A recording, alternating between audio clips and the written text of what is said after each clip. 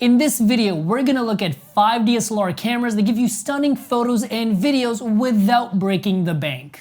These cameras are excellent choices for beginners, hobbyists, and even professionals. And I'm only going to include cameras that are actually worth your money. If there's one thing I can promise is that there is absolutely no padding or fluff in this list. So let's dive right in.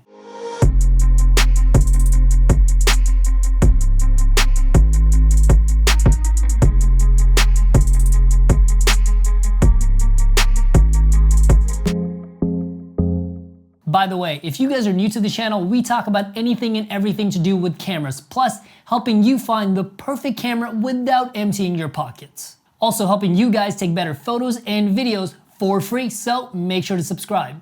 So let's start off this video with the best-selling DSLR on the planet, the Canon T7, and its older brother, the Canon T8i. Why 2 cameras to start off the list? I'll explain. The Canon T7 is the perfect camera for someone that wants a camera that's easy to use and looks amazing right out of the box. The Canon T7 is a fantastic photo camera and it's actually the most affordable DSLR camera on the market. Depending on when you're seeing this video, it should cost anywhere between $349 and $399. This camera has a 24 megapixel gorgeous Canon sensor and it does 5 frames per second in photos with pin-sharp autofocus. Also, this camera does have full Canon RAW, so if you wanted, you could get very professional looking results with this camera. But the best thing about shooting with the Canon camera is that the colors look amazing right out of the box. They're well saturated and vibrant. You almost don't have to do any editing to this camera. This is one of those cameras that's really easy to just pick up and shoot with. However, the reason this camera is so affordable is because they cut corners in almost every aspect of this camera. There is no articulating screen, no external audio jack, there is no touchscreen, and the video is pretty terrible. And the autofocus when it comes to video is even worse. If you're a hobbyist that just casually wants to shoot video with this camera, you probably will not care. But if you want to do anything serious with your video in this camera, I do not recommend the Canon T7, which is why I recommend the Canon T8i, its slightly older brother. The Canon T8i is slightly more expensive, but has all the features that they left out of the Canon T7. The Canon T8i really shines when it comes to video. This camera does full HD all the way up to 60 frames per second with amazing video autofocus. When it comes to autofocus, this camera is absolutely the best. It has touch autofocus, but also intelligent face and object tracking. Also, this camera has a side articulating screen and an audio jack for external audio, which is perfect for anybody that wants to make YouTube content. The only downside to the Canon T8i is that it does 4K, but it does 4K with a crop. In my opinion, this camera really isn't worth the price if you're specifically looking to do 4K. If you want a good 4K camera, I have one for you later in this list. So whether you're someone that wants to do photos or video, the Canon T7 and the Canon T8i are a great place to start. But if you're someone that loves to edit their photos and takes pride in their Photoshop and Lightroom skills, the camera you should really be looking at is the Nikon D3500 because it has one specific feature which makes it amazing for anybody that really wants to edit their photos. The Nikon D3500 comes really close to the Canon camera. It has a 24 megapixel sensor and does 5 frames per second with fabulous autofocus. But the key difference is the colors and the RAW codec. Canon cameras have gorgeous colors right out of the box that don't need a lot of editing. But with Nikon cameras, they give you a very neutral color profile right out of the box, but an extremely powerful RAW codec. Nikon cameras are designed for photographers in mind who really want to edit their photos and really push their work to the next level. This is the only entry-level camera that you can get right now that has a 14-bit RAW codec, which is the most robust RAW codec you can possibly get. This RAW codec will give you the same results as a $5,000 or $7,000 DSLR minus the extra resolution in the sensor. And the video in this camera is pretty mediocre. I really do not recommend this camera for video. If you're looking to do video, I definitely recommend a Canon camera, especially at an entry-level price point. And another thing to note, this camera does not have a side articulating screen, nor does it have an external audio jack. This is again a very bare bones camera like the Canon T7, but it has an extremely powerful RAW codec. So whether you're looking to do lifestyle, portraits, food photography, product photography, or fashion photography, and you really want to take your images to the next level, I highly recommend picking up the Nikon D3500. But what if you're a young professional that needs to do both? You need to get amazing photos at a fast speed, and you need to get fantastic video, but you don't want to spend a ton of money. For that, I highly recommend the Canon 90D and the Canon 80D. These two are probably the best cameras to get for anyone that's looking to make money or start a side business with their camera.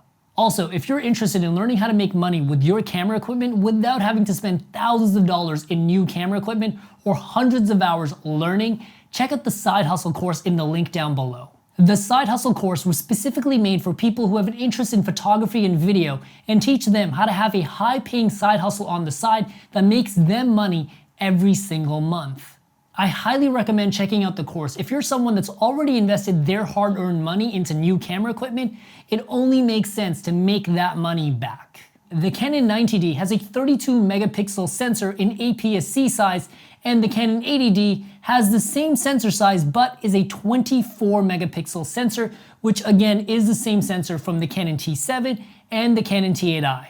When it comes to photos, the 90D does 11 frames per second and the 80D does 7 frames per second. Both cameras shoot Canon RAW with gorgeous Canon colors. If you're someone that shoots a lot of corporate or weddings, the Canon 80D's 24 megapixel sensor should be more than enough. But if you're someone that shoots a lot of fashion or product photography and you want to be able to heavily crop into your image and have just more flexibility with your post workflow, that extra 32 megapixel resolution will come in handy. However, unless you guys do a lot of editing, most people will not notice the extra resolution. But where these cameras really shine is video. The Canon 80D does full HD from 23 frames per second all the way up to 60 frames per second. And where the 90D really shines with that extra resolution in its sensor is the fact that the 90D does 4K without any crop. And this is a big deal because most Canon cameras crop into the sensor when it goes into 4K mode, but this is the first Canon camera that does not crop in when you go into 4K mode, and the 4K out of the 90D is gorgeous. And the Canon 90D also does 120 frames per second in full HD. If you're someone that loves slow motion like me, I highly recommend picking up this camera. The slow motion is absolutely gorgeous, and like most cameras where the slow motion doesn't look as good as the normal video, the slow motion absolutely holds up and it still looks good. And the autofocus when it comes to photos and videos is fantastic in both cameras. They both have Canon dual pixel autofocus, but the 90D has intelligent face tracking and intelligent object tracking. If you're someone that hates pulling focus, is always struggling with focus, the 90D is a must get. The last thing I want to touch upon is the build quality and design of these cameras. These cameras both have the exact same body and they're both made with professionals in mind.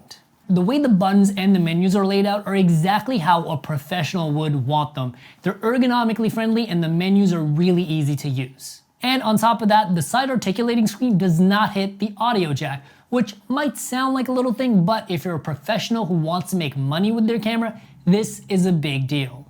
And in case you're wondering, the battery life in these cameras is excellent. They will both easily run the entire day on a single battery, but again, never rely on a single battery, get a spare. And so now that we have the beginner, the mid-range cameras out of the way, let's talk about the big boys, the cameras that only the professionals would get. And before you leave, in case you're not ready to upgrade to these cameras, it's okay. Stick around, geek out with me about these cameras, and let me know in the comments down below which camera you would get if you were ready to upgrade. So I couldn't really decide which cameras to put at the end of this list, so I decided to make it a comparison between the Canon 5D Mark IV and the Nikon D850.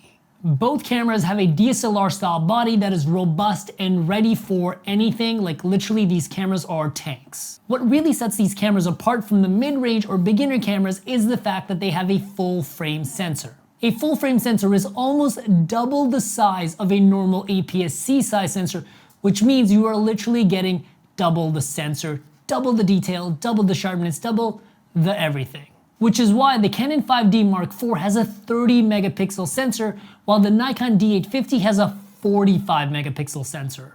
If you're looking to do photos, the answer is obvious. Go with the Nikon D850 because you get so much more resolution and both cameras shoot at 7 frames per second. Plus, with the Nikon camera, you get that much beefier RAW codec. But if you're looking to do video, I actually recommend going with the Canon camera simply because the HD in this camera is super sampled from 4K. Which means it's sharp and detailed like a 4K image, but within a manageable frame of full HD. This camera does full HD at 23, 30, and 60 frames per second. Sadly, when you go into 4K, it again crops to its sensor, but because it's a full frame camera, you actually get the same size as something like the Canon 90D in 4K. But if you're using full frame lenses on this camera, you will still see that crop. The Canon 5D Mark IV is extremely popular with video makers for two main reasons, the Super Sample HD, but also the fact that it has C-Log. C-Log is a professional grade flat profile that gives you way more dynamic range, but also gives you way more flexibility when it comes to color grading your video. The Nikon D850 sadly does not have any sort of cinema profile built in. But the Nikon D850 actually has two things that make it way better at video than the 5D. The first thing is it does not crop into its sensor when shooting 4K. And second, it has super slow motion at 120 frames per second. The 5D Mark IV also has 120 frames per second in super slow-mo, but it only does it in 720p. And as I've said in most of my videos, if you shoot 720p, we can't be friends. It does not look good. But I should mention, even though the Nikon D850 does not have a cinematic profile, my friend Lane Dorsey actually shot a few music videos with his Nikon D850, and I have to say, they look amazing. He was able to get really good colors out of this camera simply in standard mode. And both cameras have amazing autofocus, but when it comes to video autofocus, the Canon is definitely better. So I'll be honest, it was a really hard choice to make, but I think when it comes down to it, if I'm doing photos, I'm gonna go with the Nikon camera simply because it has a better RAW codec and it has much higher resolution. But when it comes to video, I mostly shoot in HD, and what I really care about is the colors and the dynamic range. For that, I'm gonna go with the 5D Mark IV. Let me know in the comments down below what camera you guys think looks best and which one you would get. Well guys, that's pretty much it. These are my recommendations for DSLR cameras that are actually worth the money. If you guys have any questions about these cameras whatsoever, hit me up in the comments down below and I'll make sure to get back to every single one of you. And if you enjoyed this video, if you're still watching, make sure to leave a like and I'll see you guys in the next video.